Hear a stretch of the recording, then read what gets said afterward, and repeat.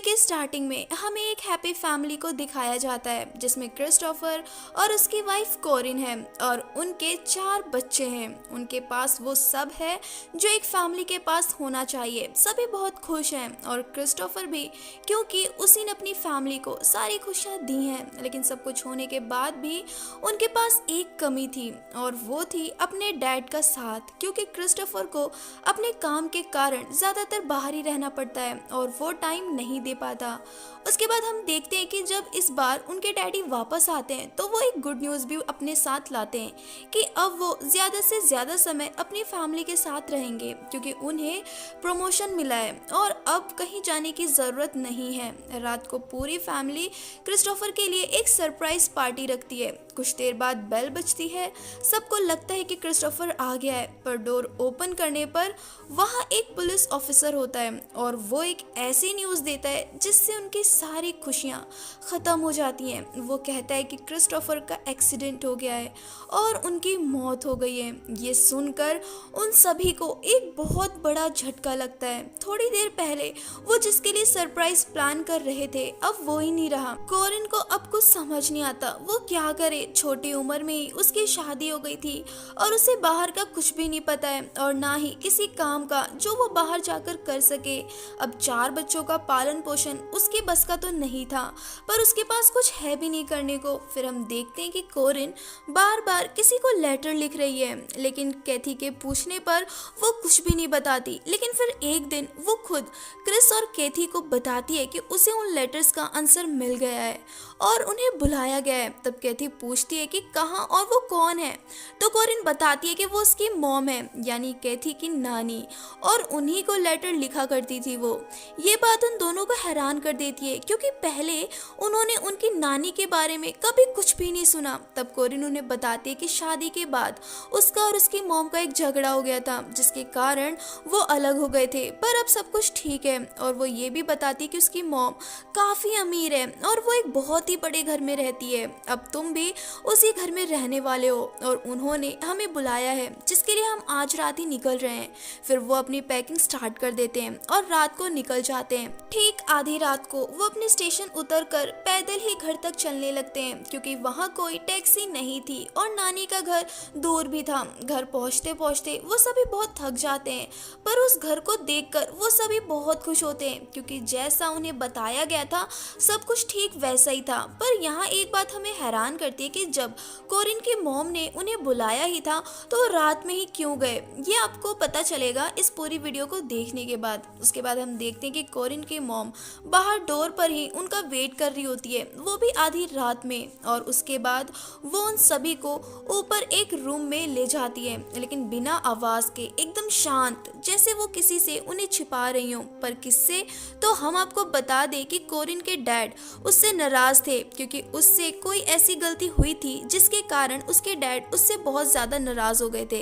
इतना नाराज कि उन्होंने कोरिन को अपनी प्रॉपर्टी में से भी बेदखल कर दिया था। अब वो अपनी उसी गलती को ठीक करने आई है, अपने डैड को मनाने। लेकिन एक गलती को ठीक करने के लिए वो एक और गलती कर देती है कि उसने अपने डैड को अपने बच्चों के बारे में कुछ भी नहीं बताया। इसीलिए वो आधी रात में सबसे छिपते छिपाते आए थे। लेकिन वो अपने बच्चों से कहती है कि वो जल्द ही डैड को सब बता देगी, जिससे कि सब कुछ ठीक हो जाएगा। बच्चे भी उसकी बात मान लेते हैं। लेकिन यहाँ एक और बात हैरान करने वाली थी कि उनकी नानी उन्हें नफरत भरी निगाहों से देखती है। फिर वो सब सो जाते हैं और नेक्स्ट मॉर्निंग जब वो उठते हैं तो उनकी नानी उनके लिए खाना लेकर आती है और वो पूरे दिन का खाना होता है, पर वो 4 लोगों के लिए बहुत ही कम था। और वो कम खाने के साथ कुछ नियम भी लागू करती हैं, और वो नियम कुछ ऐसे होते हैं जैसे वो किसी जेल के कैदी हो। रूम लॉक रहेगा, खाना दिन में एक बार ही मिलेगा और रूम से बाहर आवाज नहीं जानी चाहिए।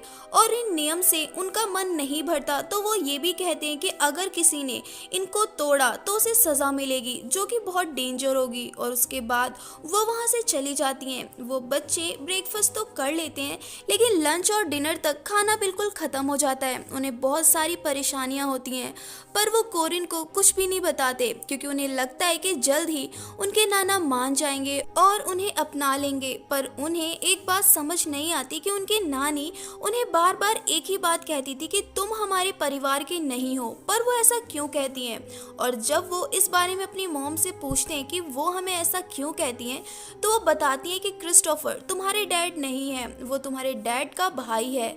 तुम्हारे डैड के बाद मैंने क्रिस्टोफर के साथ रहना स्टार्ट कर दिया था ताकि मैं अपनी लाइफ में आगे बढ़ सकूं, पर तुम्हारे नाना जी को ये अच्छा नहीं लगा और उन्होंने मुझे अपनी बेटी मानना मना कर दिया और प्रॉपर्टी से भी निकाल दिया। ये सारी बातें सुनकर कैथी और क्रिस समझ जाते हैं कि उनकी मॉम कितनी परेशानी में है, तो वो कुछ नहीं कहते और अपने दिन ऐसे ही बिताने लगते हैं। डेली वो बस एक ही बात सोचकर उठते हैं कि आज उनकी मॉम नाना को सब बता देगी और उनकी लाइफ चेंज होगी, पर रात होते ही वो सपना टूटने लगता है। फिर कुछ दिन तक कोरिन ये देखने भी नहीं आती कि उसके बच्चे कैसे हैं और फिर जब वो आती है तो बहुत खुश लगती है, इतनी खुश कि उसे याद ही नहीं है कि उसके बच्चे कितने मुश्किल में हैं। ये देख कैथी को उस पर गुस्सा आने लगता है।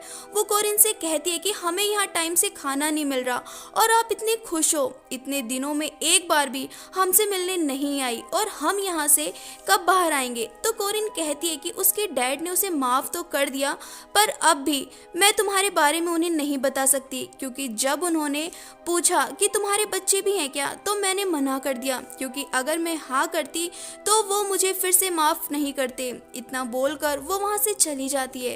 अब कैथी और क्रिस एक साथ बैठे होते हैं, वो बात कर रहे होते हैं कि अब क्या होगा, वो कब बाहर जा पाएंगे। उन्हें कुछ समझ नहीं आता और अब उनका विश्वास भी कोरिन से टूटने लगा था। फिर एक दिन उनका छोटा भाई बीमार हो जाता है, लेकिन कोरिन तब भी उसे देखने नहीं आती और ना ही उसे कुछ पता होता है। ऐसे ही और टाइम निकलता जा रहा था और क्रिसमस का टाइम भी आ गया था और उनके घर में एक बहुत बड़ी पार्टी है। कैथी और क्रिस उसमें जाने की जिद करने लगते हैं। कोरिन मान जाती है पर वो उनको सबसे दूर रहने को कहती है। ये बात वो दोनों मान लेते हैं और उसी पार्टी में उन दोनों को वो दिखता है जो उन्होंने कभी सोचा भी नहीं होगा। वो अपनी मॉम को किसी लड़के के साथ फिजिकली होते देख लेते हैं जो उन दोनों के लिए एक शौक से कम नहीं था।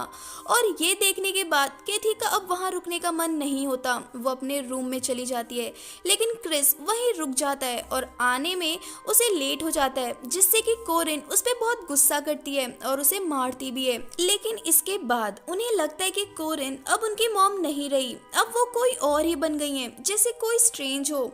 और दूसरी तरफ उनकी नानी के ताने कि तुम प्यार के लायक नहीं बल्कि नफरत के लायक हो, वे ऐसा क्यों कहती हैं, ये उन्हें कुछ समझ नहीं आता। ऐसे ही कुछ और टाइम बीत जाता है और कोरिन कैथी के लिए एक स्मॉल टॉप लाती है, जिसे चेंज करते समय उसका भाई क्रिस उसे देख लेता है और दोनों को बहुत ही अजीब लगने लगता है। और ये बात उनकी नानी को भी पता चल जाता है और पनिशमेंट के रूप में वो क्रिस को कैथी के बाल काटने को कहती हैं, पर क्रिस उसकी बात नहीं मानता, तो वो उन्हें कुछ दिन तक खाना नहीं देती और कुछ दिन बाद वो उन्हें थोड़ा फ्रूट लाकर देती हैं। लेकिन उसी रात कैथी के बालों में कुछ अजीब सा चिपक जाता है और उसे क्रिस बहुत कोशिश करने के बाद भी नहीं छुड़ा पाता। मजबूरन उन्हें उसके बाल काटने पड़ते हैं और जब कैथी अपने आप को मिरर में देखती है तो उसे अच्छा नहीं लगता, लेकिन और कोई ऑप्शन भी नहीं था। उसके बाद हम देखते हैं कि थोड़ा थोड़ा करके पूरे 2 साल बीत जाते हैं, लेकिन उनकी लाइफ अभी तक वहीं की वहीं थी, वो आगे नहीं बढ़ी। कैथी और क्रिस अपने मन की शांति के लिए आधी रात को किसी को बिना बताए घर से बाहर आकर एक झील के किनारे बैठते थे। लेकिन एक और अजीब बात होती है कि इस बार काफी महीने हो गए कोरिन अपने बच्चों से मिलने नहीं आई, उनके बच्चों को उसके बारे में कुछ भी नहीं पता है। और फाइनली एक दिन वो आती है, उसके फेस पर एक स्माइल होती है और वो बताती है कि उसकी दूसरी शादी हो गई है और अब तक वो अपने हनीमून पर थी। इतना सुनकर क्रिस को अपने गुस्से पर काबू नहीं रहता और वो उस पर गुस्सा करने लगता है। वो कहता है कि आपको कोई फर्क नहीं पड़ता कि आपके बच्चे किस हाल में हैं, आप बस अपनी खुशी देखती हो। वो उसको बहुत सुनाता है जो कोरिन को अच्छा नहीं लगता। तो नेक्स्ट डे वो नानी के हाथों उनके लिए ब्रेकफास्ट में कुछ स्पेशल दिलाती है, लेकिन अब भी उनका गुस्सा शांत नहीं होता क्योंकि उन्हें पता था कि उनके वहाँ किसी को भी कोई परवाह नहीं है। तो कैटी और क्रिस वहाँ से भागने का प्लान बनाते हैं और उससे पहले उसकी तैयारी करते हैं। लेकिन इसी बीच कैथी और क्रिस भी काफी क्लोज आने लगते हैं, उनके बीच एक रिलेशन बनने लगता है और इसकी खबर उनकी नानी को भी लग जाती है। तो वो उन्हें पनिश करने आती हैं।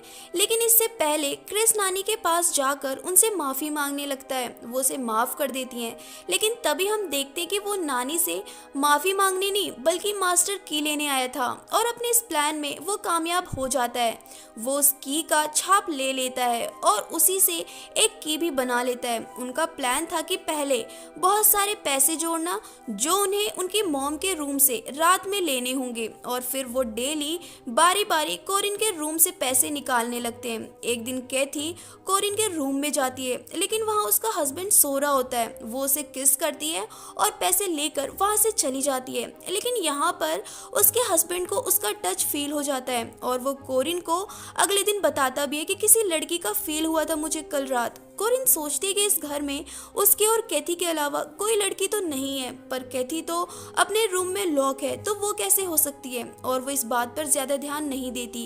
कैथी और क्रिस का प्लान भी पूरा होने वाला था कि तभी उनका छोटा भाई दोबारा बीमार हो जाता है। उसकी हालत बहुत खराब हो जाती है और जब कैथी कोरिन के पास जाती है तो वो ऐसे बिहेव करती है जैसे उसे कोई फर्क नहीं पड़ता उसके बीमार होने से। तभी कैथी उस पर गुस्सा करने लगती है और कोरिन तुरंत उसे एक थप्पड़ मारती है। लेकिन इस बार कैथी भी कोरिन पर उल्टा हाथ उठा देती है और अपने भाई को अपने साथ हॉस्पिटल ले जाती है, पर वो मर जाता है। लेकिन इससे भी कोरिन को कोई फर्क नहीं पड़ता।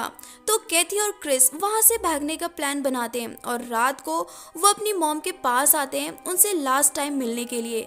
तो उन्हें पता चलता है कि वो अपने हस्बैंड के साथ पहले ही जा चुकी हैं और क्रिस को वहां एक और बड़ी न्यूज मिलती है कि अब उस घर का मालिक उसके नाना नहीं बल्कि उसकी मॉम यानी कोरिन है, क्योंकि नाना को मरे हुए काफी समय हो गया है और अब वो इस घर को बेचने वाली है। और तभी वो दो सर्वेंट को बात करते हुए सुनता है कि ऊपर वाले रूम को साफ करना होगा क्योंकि उस रूम में काफी टाइम से मालकिन द्वारा पॉइजन छोड़ा जा रहा है। यहाँ मालकिन क्रिस की नानी होती है और ऊपर वाला रूम उन्हीं का है। इसका मतलब वो काफी टाइम से उनको खाने में पॉइजन मिला के दे रही थी और इसी कारण उनका छोटा भाई मारा गया। वो तुरंत अपने रूम में जाता है और कैथी को सारी बातें बताता है। वो तुरंत वहां से जाने लगते हैं लेकिन तभी वहां नानी आ जाती है। वो उन्हें जाने से रोकती है लेकिन अब वो कहाँ रुकने वाले थे। वो अपनी नानी को ही पनिशमेंट देने लगते हैं और नानी को ही उसी रूम में बंद करके लाइट्स ऑफ कर देते हैं और वहां से भाग जाते हैं। तभी नानी चिल्लाते हुए कहती है कि पॉइजन उसने नहीं कोरिन ने तुम्हारे खाने में दिया था, उसका काम तो बस तुम्हें खाना देना था। लेकिन वो उसकी एक भी बात नहीं सुनते और एक रस्सी की सहायता से नीचे उतरकर भागने लगते हैं। लेकिन रास्ते में उन्हें उस घर का केयर टेकर मिलता है। वो उनसे पूछता है कि तुम कौन हो, तो कैथी उसे अपनी पहचान बताती है तो वो उन्हें जाने देते हैं और फाइनली वो उस घर से निकल जाते हैं और काफी समय बाद वो आज़ादी को फील करते हैं जो एक अच्छी फीलिंग होती है और भागकर वो स्टेशन तक पहुंच जाते हैं। वो वहां से दूर जाने लगते हैं और तभी कैथी अपने मन में अपनी मॉम से बदला लेने की ठान लेती है। वो अपने आप से ही वादा करती है कि मैं एक दिन अपनी मॉम से जरूर मिलूंगी और बदला भी लूंगी। इसी के साथ ये मूवी एंड हो जाती है। तो गाइस ये थी हमारी आज की movie flower in the attic. तो आपको ये मूवी कैसी लगी कमेंट सेक्शन में जरूर बताएं और अगर आप हमारे चैनल पर नए हैं तो चैनल को सब्सक्राइब करना बिल्कुल भी ना भूलें। Thank you and bye bye.